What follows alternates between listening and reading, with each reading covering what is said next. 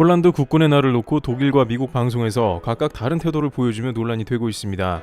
독일에서는 거의 한국을 언급하지 않은 반면 미국에서는 한국을 대놓고 도배해버렸다는데요.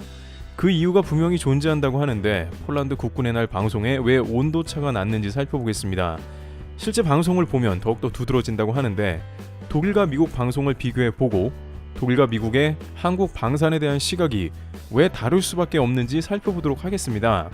우선 지금까지 방산 부분에 있어서 나토의 중심인 유럽에서 독일의 방해 공작은 추측만 될 뿐이었습니다. 한국 입장에서는 유럽에서 속속 체결되는 독일과의 방산 결과만 보고 추측할 뿐인 상황이 이어졌는데요. 예를 들어 노르웨이의 경우에는 한국이 겨우 50대 전차를 수입하면서도 현지 생산 기술 이전을 제시했는데 그럼에도 불구하고 독일의 레오파르트 전차를 주문하면서 노르웨이 현지에서도 구설수에 올랐습니다. 독일이 노르웨이에 전차를 인도하는 시점은 대략 2027에서 28년부터라 너무 늦어 여론은 최악입니다. 반면 폴란드는 주문한 즉시 전차를 받았으며 그 때문에 노르웨이는 후회하는 모습도 보였습니다. 하지만 그럼에도 불구하고 체코나 루마니아는 여전히 독일과 한국을 놓고 저울질을 합니다. 이들 국가는 아무래도 독일의 경제적인 지원 및 여러 외교 관계를 고려하지 않을 수 없던 것이죠. 모든 보고서에는 분명히 대한민국이라고 써 있어도 선뜻 이를 제출하지 못하고 고민하게 되는 겁니다.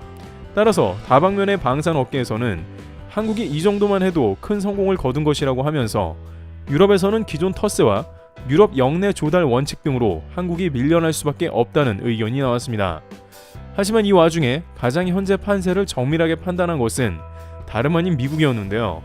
미국 각종 매체에서는 미국과 한국이 결국에는 유럽 방산을 모두 지배하게 된다고 언급했습니다. 미국은 워낙 방산에서 세계 최고이기도 하지만 2인자를 한국으로 선택하는데 거리낌이 없었죠. 또한 미국은 자신들의 첨단 장비와 상호 보안 관계를 가진 한국이 매우 필요했던 겁니다.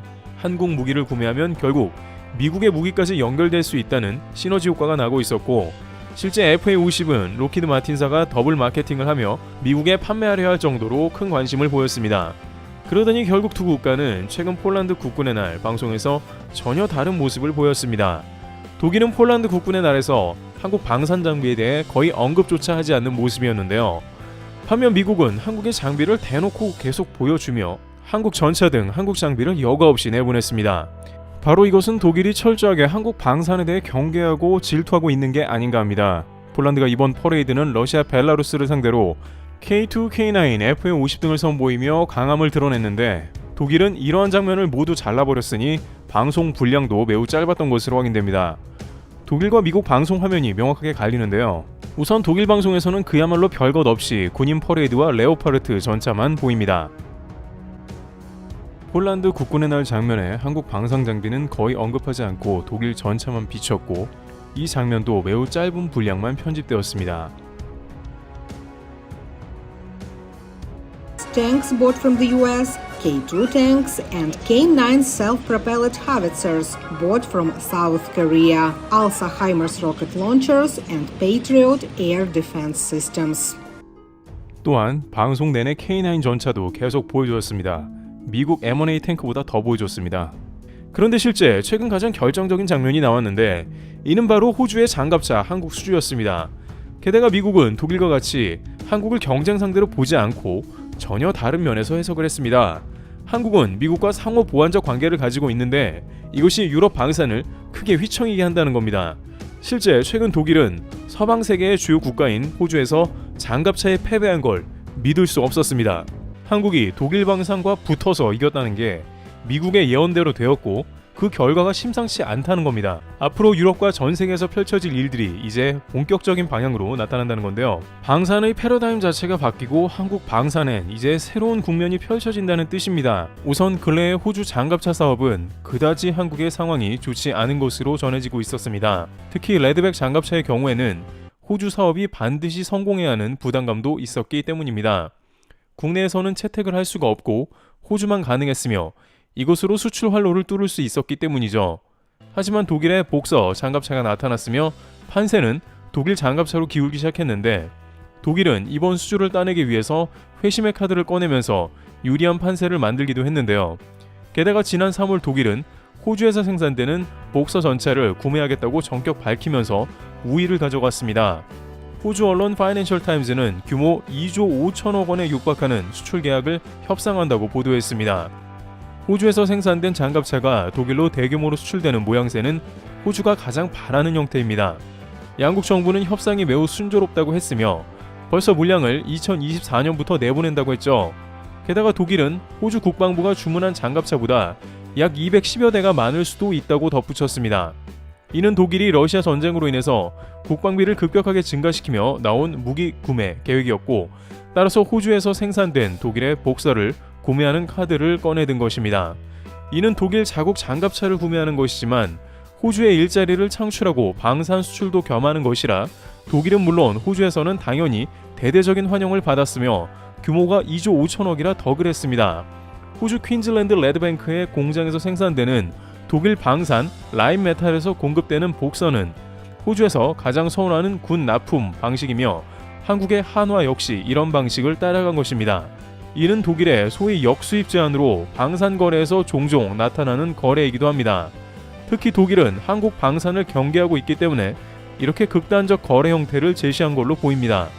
한국의 레드백이 호주 시장을 앗아간다면 독일에 있어서 영연방 시장을 빼앗기는 것이고, 이미 생산 중인 라인메탈사의 투자와 장갑차 라인이 다소 무색해지는 결과를 낳는다는 결론이 난 것입니다. 그런 한국을 경계하는 맥락에서도 벅서를 수입하는 파격적인 카드를 제시한 것이죠. 또한 호주 역시 돈을 쓰기는 해야 하는데 랜드 400 레벨 3 프로젝트와도 관련이 있습니다. 호주도 국방비를 늘려가는 시점이기 때문에 독일의 이러한 제안이 더욱 맞아 들어간 겁니다. 호주는 약 25조 원가량을 궤도형 장갑차 사업에 활용해야 하는 상황으로 독일이 이를 노린 겁니다. 여기에는 이미 한화의 레드백이 큰 파일을 차지할 것이라는 예상이 많았기에 뒤집기에 들어간 것이죠. 또한 독일이 이러한 무리수를 던진 이유는 다름 아닌 호주에서 생산된 링스가 레드백보다 못하다는 겁니다. 이미 작년 평가에서 여러가지 기능상 한화의 레드백이 앞서고 있다는 얘기가 많았습니다. 그래서 이 모든 것을 최대한 고민한 방안이 결국 벅서를 역수입하자는 조치가 나온 상황입니다. 반면 이러한 소식이 들려오자 한국에서는 그야말로 레드백이 끝난 게 아니냐는 푸념이 들려왔습니다. 레드백은 호주 프로젝트가 실패로 돌아간다면 사실상 없어질 수도 있기에 더욱 아쉬웠습니다. 하지만 한국 방산이 끈질긴 것은 독일과는 다르게 장기적인 파트너십을 제기했다는 겁니다. 호주산 강판을 사용하고 한국의 방산이 독일보다 훨씬 더 큰 돈을 벌어주게 한 것이죠. 이에 독일은 완전히 나가 떨어졌습니다. 한국과 호주에서 분산 생산되는 K9은 모두 호주 강판이 사용되어 발주량도 늘어납니다. 이렇게 되면 이야기가 또 한 번 달라지는 것이 K9은 전천후 물량이기 때문입니다. 즉, 한번 호주 강판을 사용하기 시작하면 이게 전 세계로 보급되는 효과가 있다는 말입니다.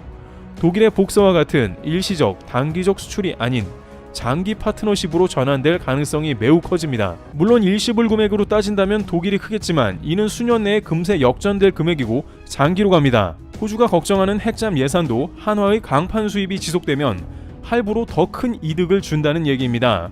또 나토와 유럽에서는 K9 자주포를 비롯해 한국의 방산 물량 수요가 매우 높은 시점이기에 호주 당국은 예상치도 못한 한화의 카드에 적잖게 당황하면서도 웃고 있을 걸로 보입니다.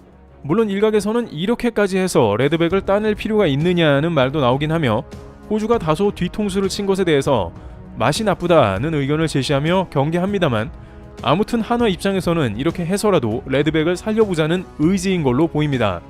결국 레드백 물량이 늘어나면 전세계 수요처가 다변화될 수 있게 가능성을 본 것이죠. 결국 한화가 막판 레드백 수주를 따낸 것은 우연이 아니라 이러한 노력이 뒷받침되었다는 것입니다. 물론 물량은 상당히 줄어들긴 했습니다만 이를 통해 한화는 전세계 수출 발판을 마련할 것이며 자칫 사라질 뻔한 레드백이 부활하며 이제 전세계를 누비는 장갑차가 될 가능성이 크다는 뜻입니다. 또한 유럽의 최강국 독일을 이겼다는 것은 앞으로 한국이 더욱 전세계 납품이 잦아질 것이라는 뜻입니다. 이는 미국의 예상대로 한국이 미국과 함께 유럽의 방산을 지배한다는 뜻이라 더욱 의미가 큽니다. 트래블튜브였습니다. 감사합니다.